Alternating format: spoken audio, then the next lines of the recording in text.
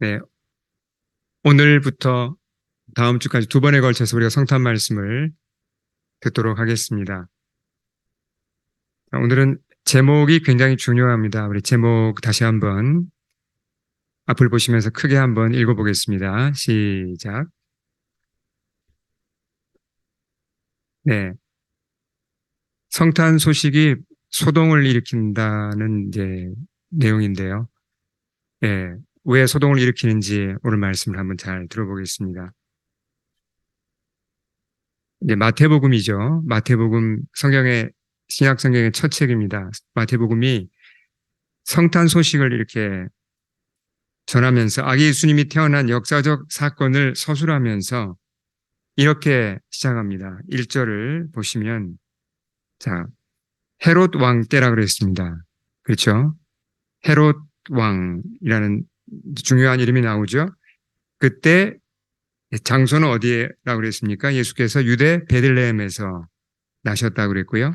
그리고 또 다른 인물의 얘기가 나옵니다. 동방에서 박사들이 예루살렘에 왔다는 얘기를 해주고 있죠. 참 많은 정보를 주고 있습니다. 자, 그 당시 이스라엘을 다스리는 왕이 누구였다고요? 헤롯. 예, 성경에 헤롯이 많이 나오는데 모두 이 헤롯, 이 원조가 이 사람입니다. 헤롯 대왕이라고 부르죠. 이 헤롯 대왕과 그 아들들과 손자들이 쭉 성경에 나옵니다. 이 헤롯 대왕은 참 특이한 사람이에요. 유대인이 아니에요. 유대인이 아닌데 어떻게 유대인의 왕이 되었어요. 참 독특하죠. 그러니까 로마 원로원을 이제 매수를 하고 좀 이렇게 권력을 잘 이렇게 이용해서 어, 로마가 통치하니까 그 원로원의 힘을 입어서 자기가 이스라엘 지역의 왕이 된 거예요. 참 정치 수완이 대단한 사람이죠. 이 사람이 외적으로 보면 정치를 굉장히 잘했습니다. 특히 건축을 많이 했어요. 중요한 건축을 많이 했는데 예를 들면 이스라엘 그 동쪽 국경에 그 외적이 자주 침입을 했거든요. 거기다가 성들을 많이 지었습니다. 그러니까 나라가 이제 안정되고 튼튼해진 거죠. 그리고 또 유대인들의 오랜 수건 사업이 있었죠. 무너진 성전을 재건하고 싶어 했습니다. 그것을 이 헤롯 대왕이 40여 년에 걸쳐서 이 성전을 재건했습니다. 그래서 우리가 신약 성경에 보면 예수님 시대에 나오는 그 성전이 바로 이 헤롯 대왕이 재건한 그 성전이에요. 이렇게 이제 외적으로 정치는 잘했는데 내면적으로 속으로 보면 이 사람 참 문제가 많았습니다. 특별히 자기의 그 왕 자리를 다른 사람이 혹시 빼앗아 갈까봐 굉장히 이 일종의 노이로제가 있었어요. 어느 정도 노이로제가 있었냐고 하면 왕이니까 아내가 여러 명이잖아요. 자기 아내 중에 몇 사람을 죽였습니다. 의심해서.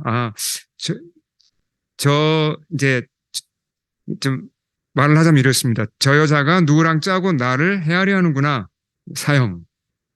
실제로 죽였습니다. 요세푸스의 역사의 기록에 남아 있습니다. 그리고 자기 친아들도 2명 이상을 똑같은 방식으로 사형에 처했어요. 예. 친아들이 자기 자리를 넘본다고.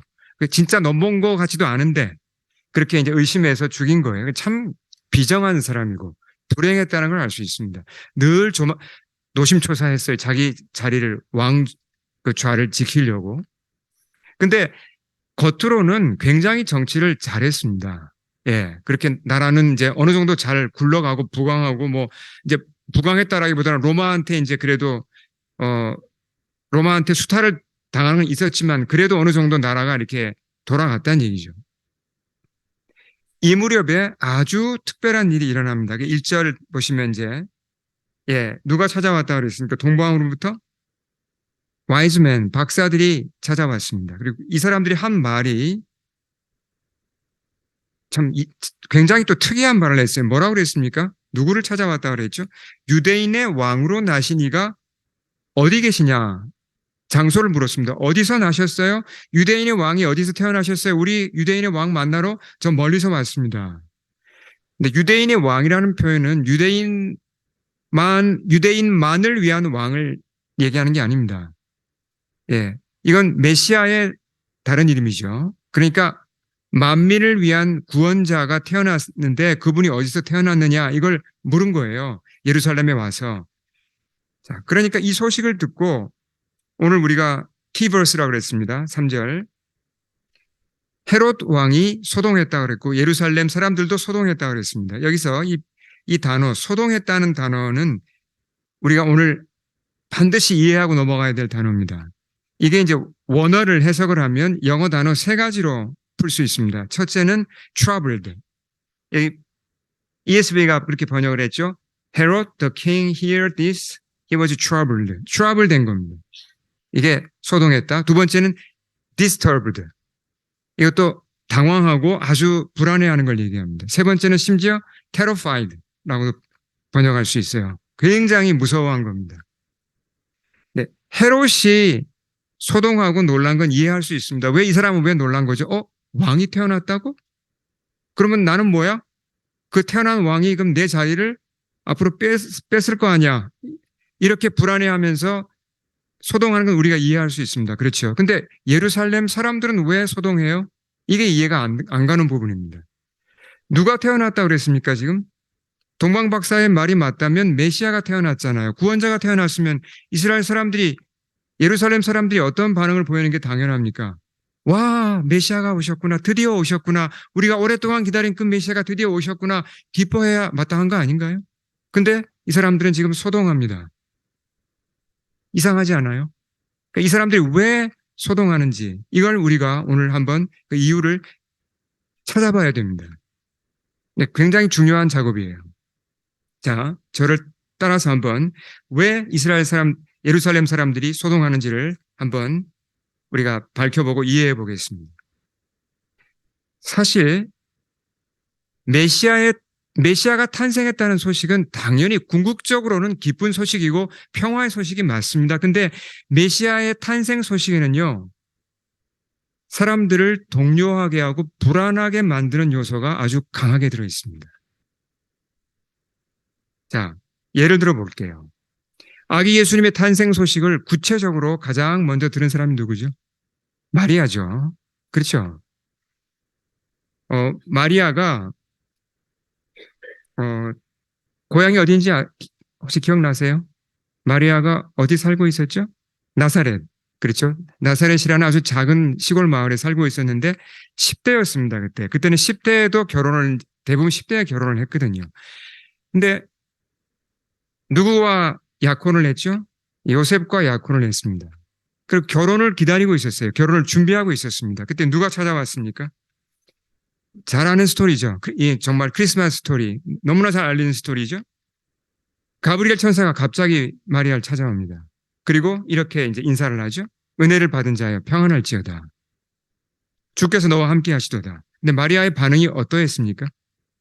놀랐어요. 근데 천사를 보고 놀란 건 이해가 됩니다. 갑자기 천사가 나타나면 누구나 놀라죠. 그렇죠? 근데 천사의 말이, 그 다음 이어지는 말이 더 마리아를 당황하게 합니다. 뭐라고 얘기합니까?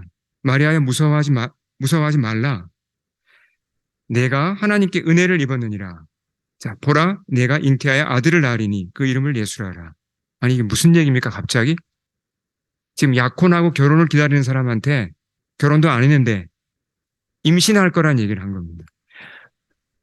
아기 예수님이 메시아가 태어난다는 건 기쁜 소식인데 마리아 개인으로 보면 결혼도 안 했는데 내가 임신을 한다고요? 자, 그 당시에 유대인의 법이 어떻습니까? 처녀가 아이를 가지면 어떤 벌을 받죠? 간음을 했다는 게 확실하니까 증거가 물증이 있으니까 돌에 맞아 죽습니다. 이게 법이죠. 그러니까 마리아는 지금 잘못하면 돌에 맞아 죽을 지금 형편에 처한 거예요. 자, 마리아는 뭐 무슨 귀족도 아닙니다. 아주 서민이죠. 나사렛이라는 아주 시골 마을에서 그냥 평범한 사람입니다. 로마 제국이 이스라엘을 식민 통치하고 있었기 때문에 이스라엘 사람들이 살아가는 게 쉽지 않았을 거예요. 그렇죠? 뭐 가난을 겪었을 가능성이 높고 여러 또 수탈도 당할 수가 있고 삶이 녹록지 않았을 것입니다. 마리아의 삶 속에도 여러 뭐 고난도 있고 어려움도 있었겠죠. 그렇지만 그 가운데서도 마리아가 요셉과 약혼을 했다는 거 가만히 보면 어떻습니까? 그 어려운 환경 가운데서도 나름대로 그래도 열심히 살고 자기 행복을 가꾸면서 그렇게 자기 인생을 살아갔다는 걸 알 수 있습니다. 근데 갑자기 천사가 나타나서 뭘 전해줬죠? 성탄 소식을 전해줬잖아요. 그렇죠? 메시아가 태어날 거다. 이 성탄 소식은 마리아를 소동하게 한 거죠. 마리아로 하여금 그냥 불안에 떨게 한 겁니다. 그러니까 성탄 소식을 들었을 때, 메시아가 태어났다는 소식을 들었을 때 마리아가 보인 반응이나 예루살렘 사람들이 보인 반응은 같은 반응입니다. 소동한 거예요. 그렇죠? 자, 크리스마스가 다가오면 사람들은 주로 어떤 얘기를 많이 합니까? 일반적으로 언론이나 뭐 크게 사람들이 얘기할 때 평화 얘기를 참 많이 합니다. 그렇죠? 뭐 전쟁도 이제 좀 크리스마스 때는 좀 중지하자. 평화 얘기를 정말 많이 하죠. 사람들은 압니다. 예수님이 평화를 주러 오셨다는 걸 압니다. 이건 이제 맞는 얘기죠. 크리스마스의 중요한 메시지는 평화가 맞습니다. 근데 성경에 따르면 가만히 성경을 잘 읽어보시면 예수님의 탄생은 평화를 주기 이전에 사람들로 하여금 소동하게 하고 불안하게 만듭니다. 네. 마리아의 예를 보면 다시 잠깐 볼까요? 성탄 소식이 마리아에게 전해지니까 마리아의 삶은 그냥 지진이 일어났어요. 송두리째 흔들리는 거예요. 아, 이건 뭐지? 내가 임신을 한다고? 도대체 뭐 내 인생은 이제 끝나는 거야? 흔들리기 시작한다는 겁니다. 그러니까 성탄 소식을 듣자마자 마리아는 자기가 열심히 갖고 온 그 평화가 이제 그냥 다 금이 가고 무너지기 시작하는 거예요. 그렇잖아요. 근데 이런 불안은 이게 영원한 겁니까? 일시적인 겁니까? 마리아가 지금 느끼는 불안은 이건 일시적인 거예요. 그러니까 값싼 평화가 아니라 진짜 평화를 주기 위한 하나의 과정이란 얘기죠. 자, 이렇게 하면 가정을 한번 해보죠. 가정. 만약에 천사가 나타나지 않았다면, 마리아에게 천사가 나타나지 않았다면, 성탄 소식을 전해주지 않았다면 마리아는 어떻게 살았을까요?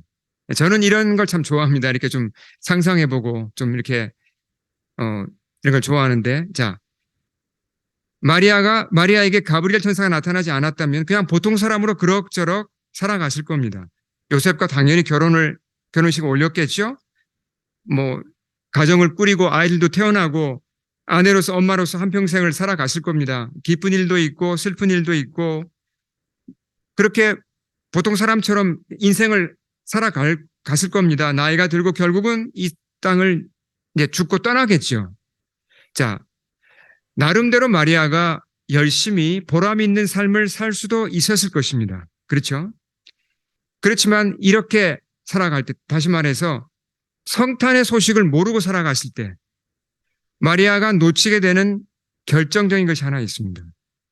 자기 스스로는 아무리 내가 보람 있게 살았다고 여길지 몰라도 결정적인 것 한 가지가 빠집니다. 그의 인생에서. 그게 뭐죠? 마리아의 스토리를 읽어보시면 그게 나타납니다. 뭐냐면 바로 한마디로 말하면 그게 구원이에요. 구원. 자, 겉으로 보면 마리아 뭐 평범한 사람이죠. 열심히 살고 있는 것 같습니다. 근데 사실 성경대로 하면 마리아는 멸망 중에 있어요. 멸망에 처해 있다는 겁니다. 굉장히 심각한 위기에 처해 있다는 겁니다. 이게 참 실감이 잘 안 나죠. 근데 성경은 그렇게 얘기합니다. 예를 들면 로마서 3장 23절 우리 같이 한번 읽어볼까요? 잘 아시는 말씀이죠. 앞을 보시고 크게 읽겠습니다. 시작. 모든 사람이 죄를 범하였으며 하나님의 영광에 이르지 못하더니 자, 하나님의 기준에 따르면 사람은 모두 죄를 범했습니다. 모든 사람이 죄인이라는 얘기죠. 그러니까 심판을 피하지 못합니다. 마리아가 예배가 될 수 있습니까? 예배가 아니죠. 마리아 똑같습니다. 근데 문제는 사람들이 이 로마서 3장 23절을 알고 받아들입니까? 그런 사람 진짜 별로 없어요. 대부분은 이게 나랑 무슨 관계 있어? 난 죄인 아니야. 나는 심판 아래 있지 않아. 라고 생각하죠. 근데 하나님 편에서 보면 너무나 분명히 모든 사람이 죄인이고 심판 아래 있다는 겁니다. 마리아도 똑같아요. 구원이 절실히 필요하다는 겁니다. 근데 그걸 또 모르고 있죠. 그러니까 이런 상황 가운데 있는 마리아에게 천사가 찾아와서 흔들어 놓았죠. 근데 마리아가 흔들린 것이 다만 임신한다는 것 때문에 흔들린 게 아니에요. 마리아가 흔들린 것이 결국 보면 잠들어 있는 마리아의 영혼이 깨어난 겁니다. 자, 누가복음을 계속 읽어보시면 어떤 내용이 나옵니까? 가브리엘 천사의 말을 듣고 나서 그 천사를 통해서 하나님 말씀을 주셨죠? 마리아가 누구를 찾아가서 만납니까? 친척 아주머니 누구죠? 엘리자베스 찾아가죠. 멘토 역할을 해줍니다. 엘리자벳의 도움을 받으면서 마리아의 영적 눈이 열려요. 그때 깨닫습니다. 마리아의 찬양시라는 게 있어요. 그 누가복음 이따 우리 한 절을 읽을 텐데 46절부터 시작되죠.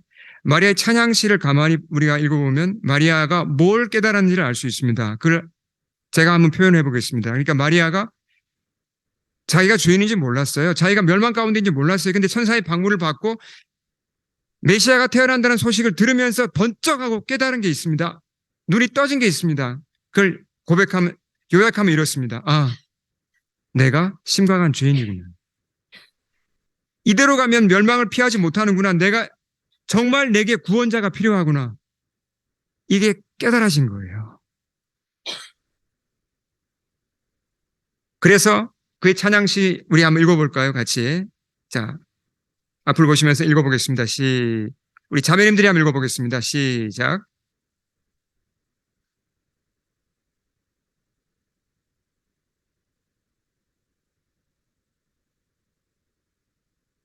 여기에 어떤 고백이 들어있죠? 자기를 비천함을 돌아보셨다는 표현이 있죠. 무슨 고백이 이 속에 들어있습니까? 내가 비천한 죄인이구나. 이게 깨달아진 겁니다. 구원자가 절실히 필요하구나. 그래서 구주를 기뻐한다고 그랬습니다. 이 세상은 우리가 살고 있는 세상은 불완전하죠. 윤리적으로도 얼마나 문제가 많습니까? 많이 타락해 있고 경제도 참 쉽지 않고 정치는 말할 것도 없고요. 환경도 점점 심하게 파괴되고 있죠. 많은 문제를 안고 있습니다. 근데 이런 깨진 세상에 살고 있는 사람들을 가만히 보세요. 대부분요, 그냥 자기 삶에 취해서 그냥 살아갑니다. 별로 문제를 잘 못 느껴요. 잠깐 문제 보고 흥분하다가도 금방 그냥 일상으로 돌아가서 자기 삶에 취해버립니다. 그러니까 세속적인 삶에 취해서 그냥 그 물결을 따라 흘러간다는 얘기죠. 사람들이 정말 솔직하게 바라는 게 뭔가요? 요즘 사람들이 정말 마음 깊은 곳으로부터 바라는 건 굉장히 단순합니다. 맛있는 건 먹고, 내가 사랑하는 사람들과 함께 살고, 내가 원하는 일하고, 나한테 즐거운 어떤 그런 오락들, 어떤 그런 내가 정말 나를 기쁘게 하는 것들을 내가 할 수 있고, 그렇게 좀 넉넉하게 사는 것. 이거잖아요. 뭐가 빠졌죠? 하나님께 대한 진지한 관심이 빠졌습니다.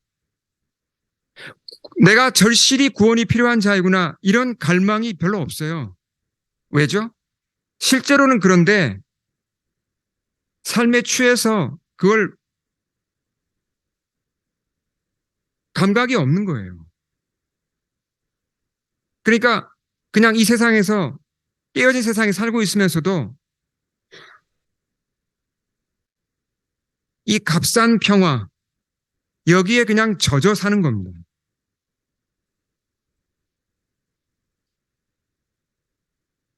그러니까 다시 정리를 해보죠. 메시아가 태어나셨다. 성탄의 소식은 사람들이 말하는 일반적으로 말하는 평화의 소식이 아닙니다. 값싼 평화, 그거를 뒷받침해주고 지지해주는 게 전혀 아닙니다. 오히려 사람들이 지금 생각하고 있는 값싼 평화를 깨어버리는 소식이에요. 박살내어버리는 소식입니다. 왜죠? 자, 마리아가 누구를 찬양했죠? 구주를 찬양했다. 구주가 오셨다는 게 성탄 소식이잖아요. 구원자가 태어났다는 소식에는 다음과 같은 선포가 내포되어 있습니다. 뭐가 내포되어 있죠? 이 세상은 극도로 타락했고 모든 사람은 죄를 범했고 자정 능력이 없으며 하나님의 심판을 피할 수 없다. 그렇지 않습니까? 자, 사람들이 세속적인 삶에 취해서 살아가면서 다가오는 위기에 둔감하다는 건 여러 가지 예를 들 수 있는데요. 그 중에 하나가 환경 문제입니다. 제가 하나 예를 들어 보겠습니다. 지구의 허파로 불리는 숲이 어디죠? 지구의 허파. 아마존이죠. 요즘은 아마존 글은 보통 아마존닷컴을 생각하시더라고요. 그게 아니라 아마존 숲 얘기를 하는 겁니다. 숲. 네. 가장 큰 열대 우림이죠. 너무너무 중요한 숲입니다. 근데 아마존이 굉장히 빠른 속도로 깎여 나가는 거 여러분 아십니까? 정말 무서운 속도로 줄어들고 있어요. 자, 한 예를 들어 보겠습니다. 아마존이 깎여 나가는 가장 큰 이유가 혹시 뭔지 아십니까? 여기 답이 여기 이 신문에 지금 더 가디언에 나와 있죠. 원주민들이나 또는 어떤 그 좀 부정한 기업들이 아마존을 불도저로 밀어버립니다. 그 땅을 물론 사서 이제 밀어버리고 소 농장을 만들어요. 소를 키웁니다. 왜죠? 소를 키워서 돈을 벌기 위한 거죠. 그 소고기가 어디로 갑니까? 가장 많이 가는 나라가 브라질이고 두 번째가 미국입니다. 물론 원산지를 속여서 가는 경우가 대부분이죠. 그러니까 지금 이게 뭘 얘기하는 겁니까? 얼마나 세속적인 평화와 세속적인 삶에 젖어 있는지, 둔감해져 있는지 보여주는 증거입니다. 지구의 허파를 이렇게 갉아 먹으면서 그냥 돈만 벌고자 하는 겁니다. 이런 식으로 가면 이거 몇십 년 못 가서 아마존 이제 반토막 날 겁니다. 지난 30년 동안 이건 유엔이 조사한 건데요. 뭐 그냥 간략히 말씀드려서 30년 동안 전 세계에서 숲이 이렇게 파괴돼서 없어진 것을 유엔이 조사를 했습니다. 30년 동안 없어진 숲의 크기가 얼마인지 아세요, 혹시? 알래스카와 같은 넓이입니다. 30년 동안. 만약에 이런 속도로 앞으로 나간다면 한번 상상을 해보십시오. 몇십 년 남지 않았습니다.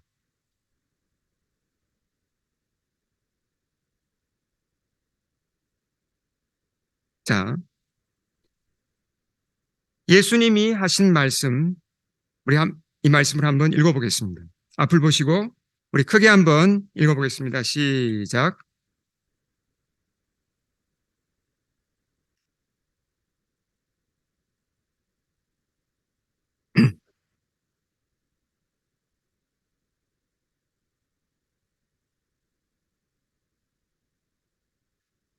노아 시대 사람들의 문제가 심각하다는 걸 여러분 아시잖아요. 그렇죠? 노아 시대에도 하나님이 심판을 말씀하시면서 그들을 이제 돌아오게 하려고 정신을 차리게 하려고 120년의 시간을 주셨습니다. 내가 너무 타락한 이 세상을 심판해야겠다. 근데 120년 시간을 줄 테니까 회개하고 돌아오라고 했지만 그래서 노아가 120년 동안 의의를 전파했다 그랬어요. 계속 회개하고 돌아오라고 전했지만 사람들이 돌아오지 않았죠.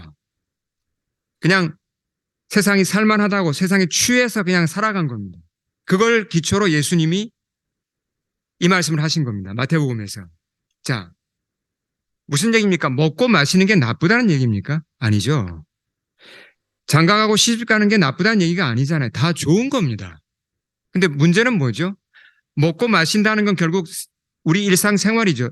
생활하고 또 결혼하고 이런 것 이런 것에 심취해서 그곳에 그냥 완전히 내 모든 걸 다 바쳐서 주님께 관심이 없다면 이건 심각한 문제라는 거죠. 왜요? 결국은 멸망을 벗어나지 못하기 때문이죠. 하나님께서는 사람들을 구원하기 원하십니다. 근데 사람들이 지금 대부분 뭐라고 얘기냐면 하나님 저 구원 필요 없어요. 저 그냥 이 세상에서 살만해요. 저 그냥 내버려 두세요. 대부분 이런 반응을 보입니다.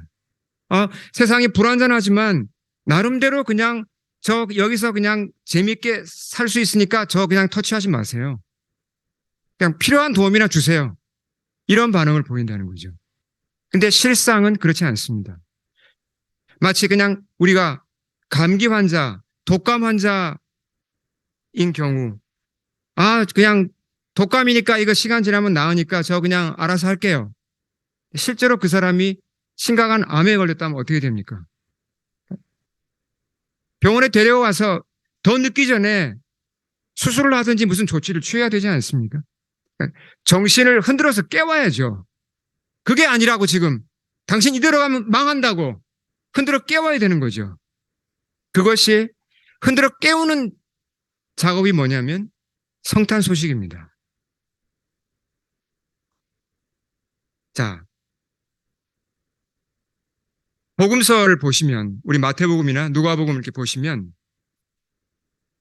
아기 예수님의 탄생 소식이 마태복음에도 나와 있고 우리 누가복음에도 나와 있죠. 근데 여러 사람들이 그 소식을 듣습니다. 마리아가 들었고 요셉이 들었고 또 누가 들었죠? 동방 박사들, 예루살렘 사람들, 여러 사람들이 들었습니다. 그들 대부분은 이 소식을 듣고 놀라고 소동하고 근심합니다. 이게 당연한 반응이에요. 그리고 세속적인 삶에서 깨어나서 정신을 차리고 내게 구주가 필요하구나. 내가 이대로 가면 망하는구나. 이 사실을 깨닫고 구주를 찾게 된다는 얘기죠.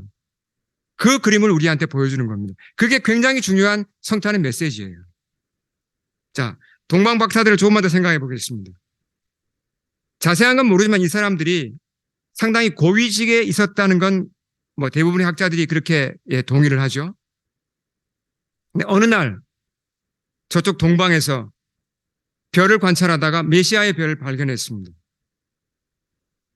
편히 살 수 있는 사람들이에요. 별 고생하지 않고 자기 지위를 누리면서. 근데 메시아의 별을 발견한 순간에 어떤 마음이 들었죠?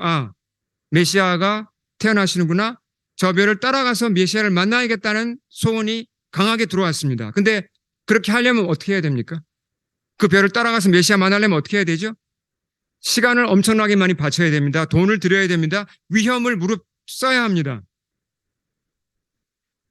그냥 지금까지 평범하게 편하게 살았던 삶에 소동이 일어난 거예요. 그렇지 않습니까? 근데 이 사람들은 결국은 그 흔들림 속에 정신을 차리고 메시아를 만나고자 따라갔고 결국은 그 별의 인도함을 받아 메시아를 만났습니다. 삶이 바뀌었죠. 자, 이와는 반대되는 경우가 헤롯입니다. 메시아가 태어났다는 소식은 헤롯 대왕을 흔들어 놓았죠. 그렇잖아요. 근데 흔들리긴 흔들린데 이 사람이 제대로 흔들리지는 않았어요. 좀 흔들리다가 내가 흔들리면 안 되지. 더 이상 흔들리지 않았습니다. 무슨 얘기입니까? 지금까지 헤롯은 많은 죄를 지었습니다. 자기 아들까지 죽였잖아요. 이제야말로 회개하고 정말 구원받을 수 있는 절호의 기회인데 메시아를 만나서 회개로 가기보다 어떻게 했죠? 내가 흔들리면 안 되지? 내 보좌를 지켜야지? 이쪽으로 가닥을 잡은 겁니다. 내 평화는 내가 지킨다. 그러면서 헤롯이 서기관들에게 물었죠. 메시아가 어디서 태어나지? 서기관들의 답이 금방 나옵니다. 어디라고요? 미가서에 기록된 대로 베들레헴에서 태어나죠.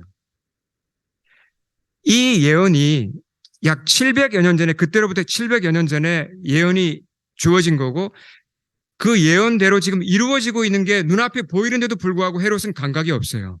너무너무 자기 세속적인 삶에 젖어 있고 중독되어 있기 때문에 감각이 없는 겁니다. 이 사람의 생각은 지금 어디에만 꽂혀 있죠? 내 자리 지켜야지. 어떻게 내가 얻은 자리인데. 그래서 어떤 작전을 씁니까? 동방 박사들을 속이려고 그러죠. 당신들 베들레헴 가서 메시아를 만나면 나한테도 알려줘라. 나도 가서 경배할 수 있게. 참 한편으로 보면 참 안 됐고 불쌍해요. 머리로는 다 알아요. 메시아에게 경배해야 한다는 거. 근데 진짜 의도는 무엇입니까? 죽이고자 했죠. 없애고자 한 겁니다. 메시아를 없애고자 했죠. 자, 간단히 결론을 내리고 우리 기도하겠습니다. 성탄을 이제 우린 맞고 있습니다. 성탄을 맞이할 때 뭘 느껴야 된다고요? 성탄 소식이 들려올 때, 아기 예수님이 태어났다는 소식이 들려올 때 첫 번째 우리의 반응이 무엇이 돼야 되죠? 소동해야 됩니다. 충격을 받으셔야 돼요. 흔들려야 됩니다.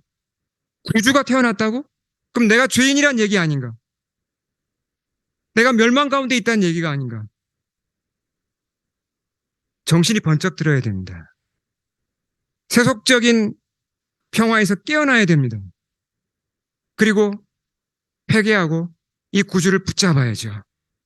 그래야 값싼 평화, 그 붙들고 있던 삶이, 그렇게 끝나갈 삶이 진짜 업그레이드가 되는 거죠. 진짜 평화를 알게 되고 진짜 평화의 왕을 만날 수 있다는 겁니다. 그렇지 않으면 성탄 소식이 들려와도 그냥 하루 그냥 공휴일로 끝나요. 선물 주고받는 걸로 끝난다는 얘기죠. 자, 오늘 우리 기도할 때 자신을 잘 돌아보겠습니다. 우리 시간 선포된 말씀 앞에 우리 다 함께 머리를 숙이겠습니다.